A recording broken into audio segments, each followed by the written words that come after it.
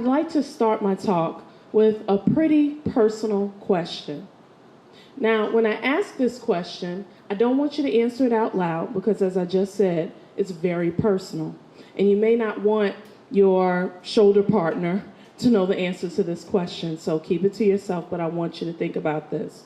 So are you ready? Okay. What's your crisis? What's your crisis? What is the problem that you're trying to solve right now? What's the thing that keeps you up late at night? The thing that you're constantly thinking about and invades your thoughts when you least expect it. You're always trying to figure out a solution. Show of hands, how many people have an answer to that question? What's your crisis? Okay, so most of us. Very good, very good. Now, I noticed that some of us didn't raise our hands. And for those of you who didn't raise your hands, congratulations! You're one of the lucky few individuals in this room who is not in the middle of a crisis. But you're not off the hook. Because I know one thing to be true. Crisis is something that connects us all. As an educator, I feel like crisis is my middle name. Whether I'm dealing with a crisis of conscience, why am I still teaching? Why am I teaching to this test? Why are they always pressuring me to teach to this test?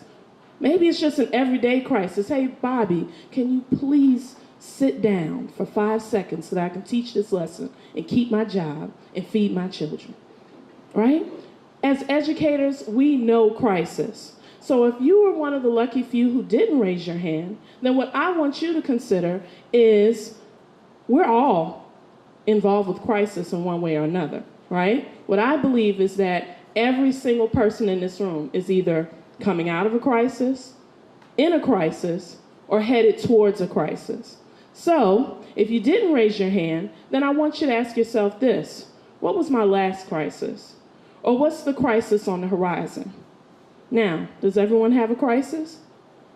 All right, very good, very good. So I want to tell you what I did to get through my last big crisis, and it was big, but we'll talk about that later, okay? Cliches. I know, there's some disappointment. I know you were expecting me to give you something a lot better than that, right? Than cliches. And when I say cliches, what I mean are those old sayings, right? Those old annoying sayings that old people like to say to you when you try to tell them about something that you're going through. It's okay, baby. This too will pass, right? And you're like, really? That's all you got? Right? But what I want you to consider is that cliches are really good because when you're in a crisis, you can't really think, right? It's really hard to think through a solution. But you don't have to think about a cliche because the cliche is already there. You already have them. So let's test that out.